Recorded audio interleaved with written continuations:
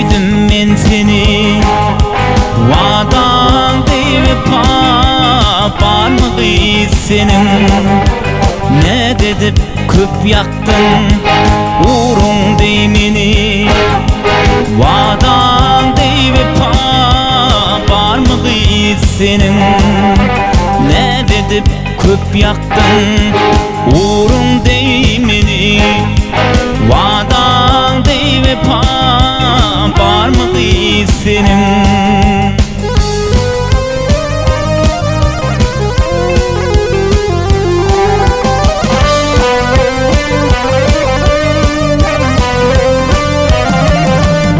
Kulluk deyip kayttım sen verdin sözün Yadına düşer mi hoşlaştık gülüm İzi galli menin aşkıma değilim Vadan vefa barmığı senin İzi galli menin aşkıma değilim Vadan vefa barmığı senin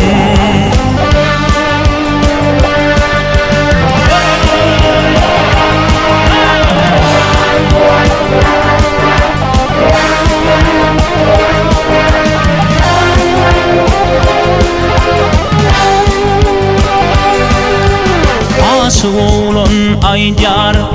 sözüm dinlesen Oy özüme yiğitleri menlik köymesin Senlik namartlıydı hiç get söymesin Vadan vefa barmığı senin Senlik namartlıydı hiç get söymesin Vadan vefa barmığı senin